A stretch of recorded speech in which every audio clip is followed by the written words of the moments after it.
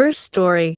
WW is jealous over my friendship with OBS, and I don't blame her. Thank you all for your sage wisdom, betrayals and waywords alike. Each of you said something that really resonated. WW has not been the model WS since D-Day. I've learned of some significant childhood trauma that explains the behaviors around the why and why she was completely unable to provide any support when I was in shock. She's been doing the best that she can, and as she learns more about how her past has impacted her, she's gotten better at supporting me when I'm really struggling. Truth is, she hasn't had the capability to provide the emotional support that I need, given the scope and scale of my pain. When WW would shut down, I reached out to OBS for support. That's not okay. I sat down with WW tonight to talk about this. I told her that part of what made her vulnerable to AP was her unmet emotional needs. If I'm doing the same thing, it's a problem. I told her that if some other man was reaching out to check in on her like this, I wouldn't be okay with it. I told her that OBS isn't a friend of our marriage, and that's not okay. I told her that OBS has continually tested my clearly stated boundaries, and that's not okay. If the roles were reversed, this would be an incredible setback for her. I acknowledged that it's not WW's job to tell me to go NC in such a situation. It's mine, and I'd hope she'd do the same. I love my WW, I'm committed to R, and I'm excising any cancer that threatens R. Thanks, all. Backstory. My WW had a 6-month full-blown EANPA with her gym coach. OBS owns the gym on D-Day. 2 months ago, I immediately contacted OBS and we were able to interrogate them separately in order to get the whole truth. It was excruciating, as they both lied up to the second a new disclosure was pried out of them. OBS and I met up for coffee 2 days after D-Day and cried together while in shock. We've stayed in touch since, checking in on each other's recovery. I've been transparent with my WW about significant details or if OBS and I plan to meet up, but I don't tell her every time we text or call. She can look through my phone whenever she likes though. The second time we met up for coffee, she immediately asked me if I wanted to hop in her car and find something fun and spontaneous to do. I asked if she wanted to go to a nearby walking trail and she countered with propositioning me. She said that she'd never considered cheating until she was betrayed. I had to explain to her that, unlike WW and AP, I have boundaries. I told her that we need to stay true to who we are. We walked instead, and I immediately told my WW when I got home.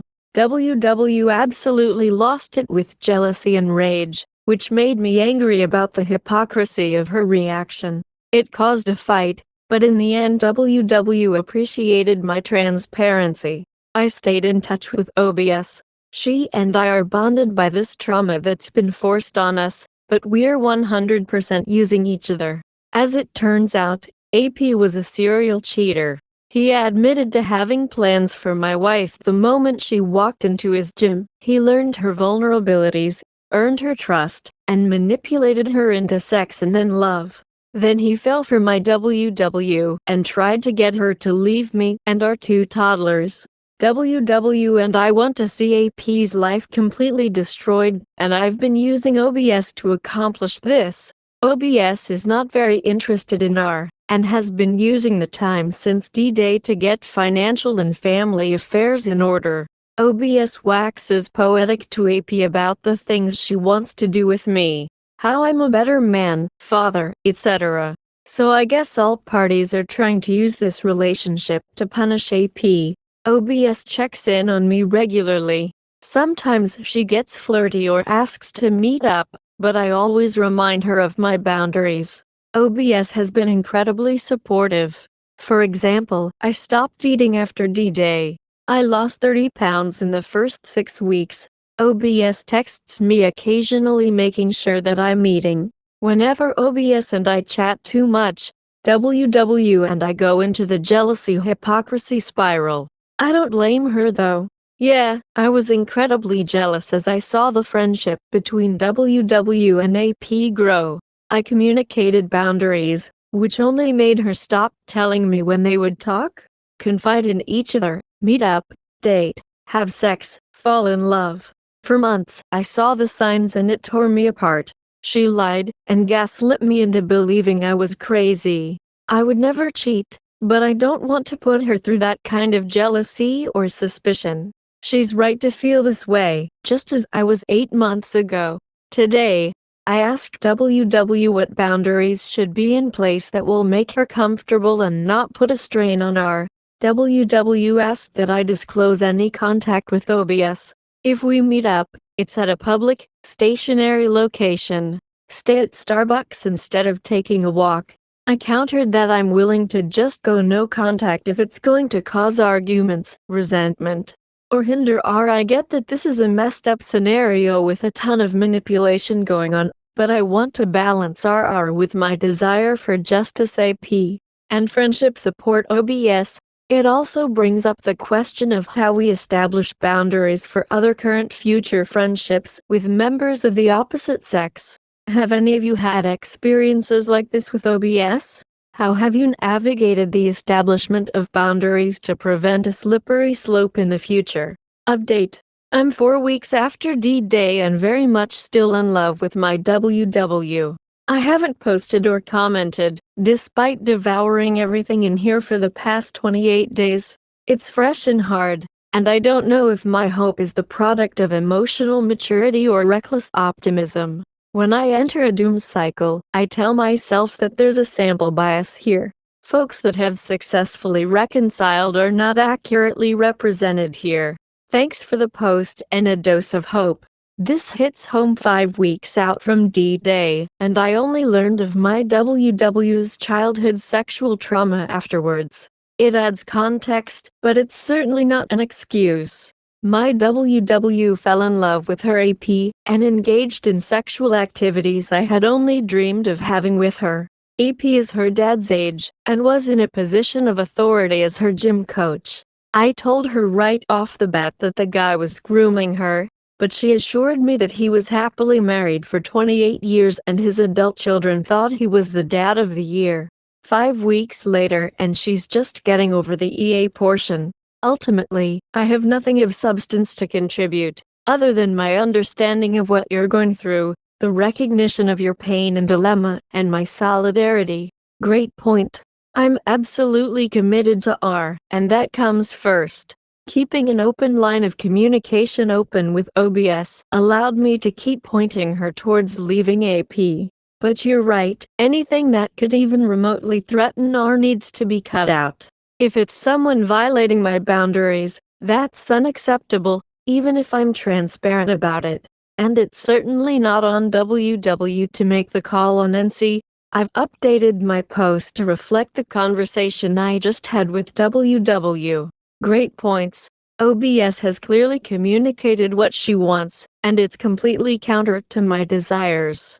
It would be flattering to think that she's interested in me, but I have no need to be desired by anyone but WW.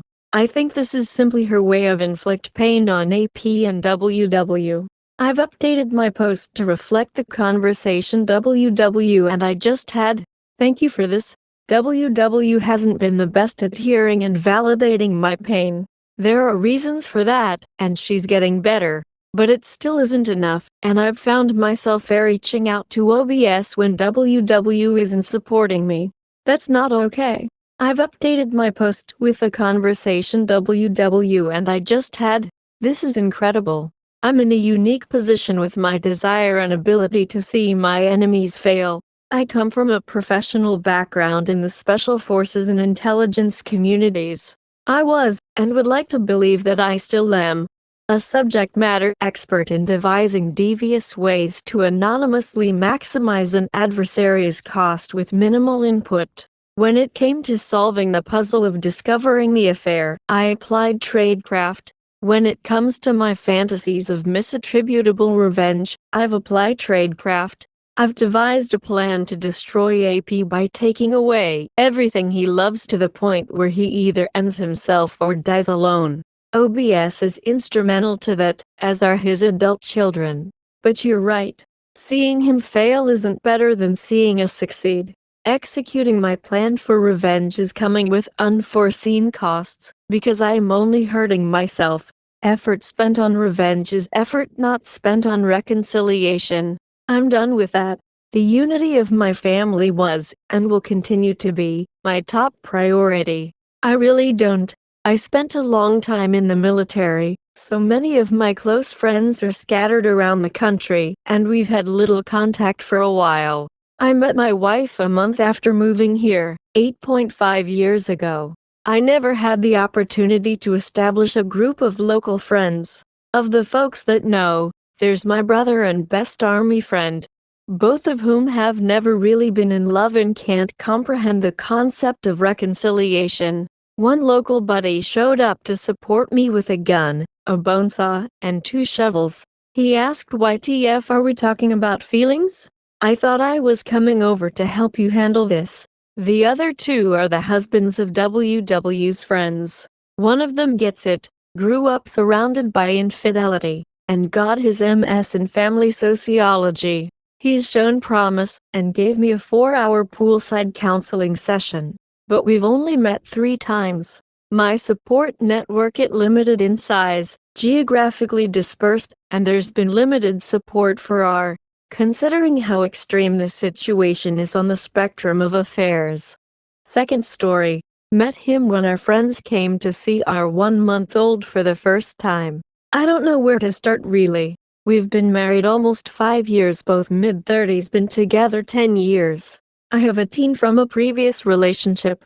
We talked about cheating and how that was a hard line for the both of us. If I wanted to explore having an additional partner, we could talk about it as long as I followed ground rules, but that would be in the way future, as I had medical issues.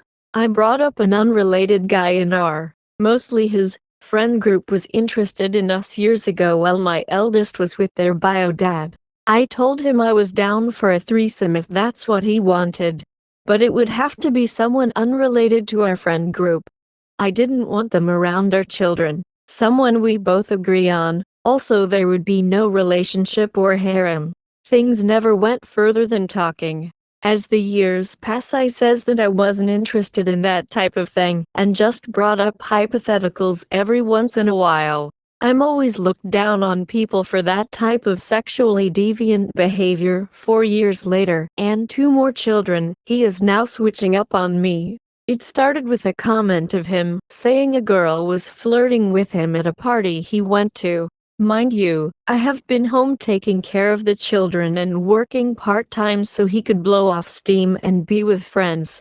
He expressed his mental health was declining, and I said, "Why don't you go hang out with the boys?" He started escalating towards the end of my pregnancy, leaving more and more frequently and coming back the next day.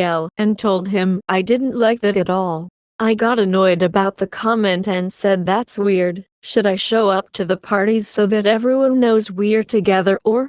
He laughed about it and said, "Oh, you're jealous," and didn't bring her up again. He then started saying there were things he wanted to do with me, and he has an open mind now and he wants to explore sexually. Problem is we hadn't had sex since we conceived the youngest and I was still recovering from having the baby. I told him I understood, but I'm not in the place I was 5 years back when he had the conversation initially. I told him about my boundaries, and she shows up the same day our friends come to see the baby for the first time. She even held my baby. I have another discussion with him about how I didn't want a person who wants to fuck him around our children. I have my boundaries and I'd like him to respect that. I tell him take it elsewhere. If you want to build a rapport, to leave that door open for us to do stuff together. So he said that was fine, but reiterated my boundaries. He mentions her here and there and I tell him that I feel like he's getting too attached to her. And he's saying they haven't done anything yet. I tell him I'm feeling uncomfortable and I'd like him to take a break from it because I'm trying to get us back on track. He proceeds to go have sex with her anyways and drops off the face of the earth. He tells me he's sorry and he didn't want to hurt me, but he wanted to explore. But the meaning changes as time goes on. Explore meant sex in the beginning, but then he wants us to be poly. Now he wants to have her exclusively to himself.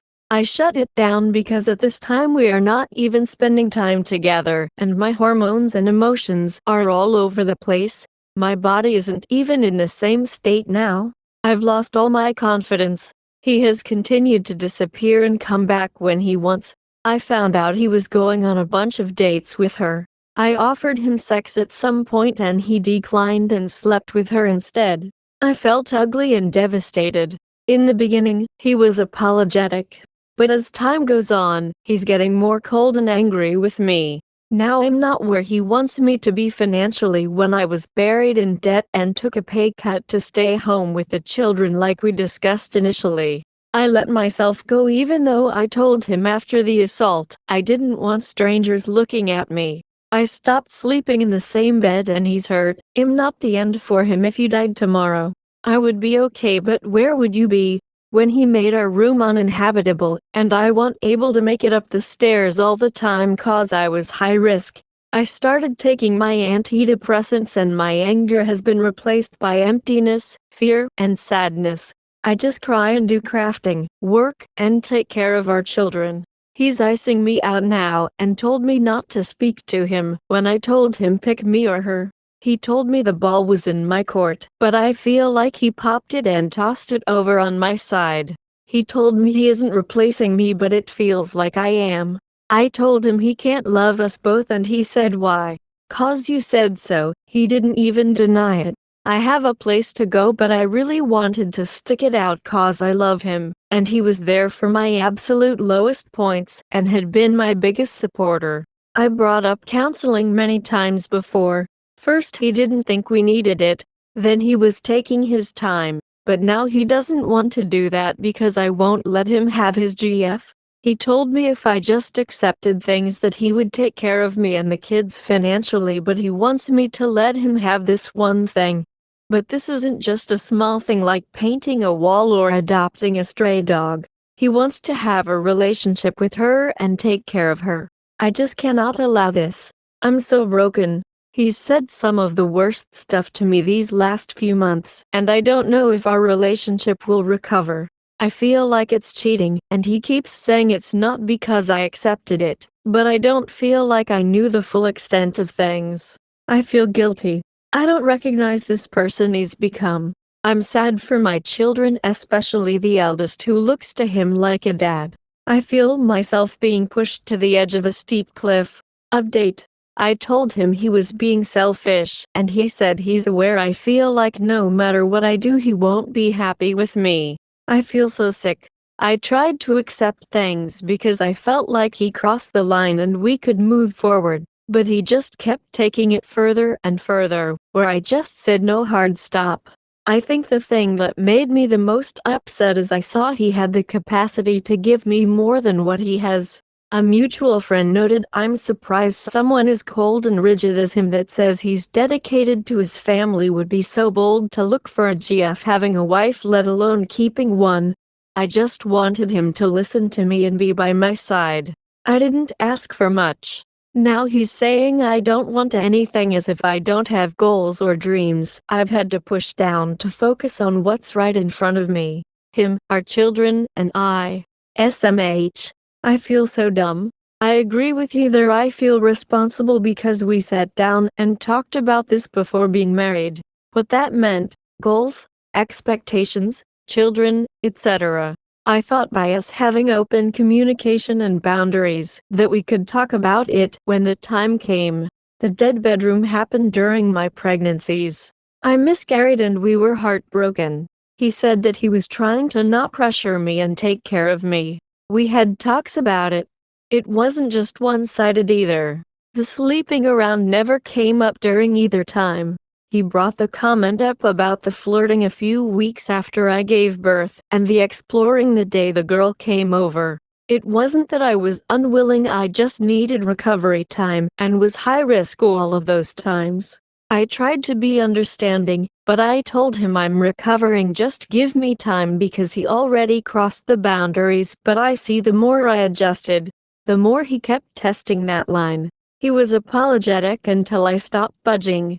It could have worked if we did things the right way, or when I was going to counseling to work on me and learn to forgive, but I can't do it anymore, you know. It's the going behind my back and doing it anyways that is too much for me, then making it to be my fault like you wanted this type stuff. I felt like his mental health was in jeopardy, and I was willing to sacrifice time with him so that he could be outside and get some semblance of his adult life back. I know how it was when I had my eldest. I've been a mom our whole relationship and 1/3 of my life. I feel like it works to not be so clingy and keeping tabs on the other party for the right person, and he obviously took advantage of it and me. I thought he myself to be understanding and it bit me in the ass.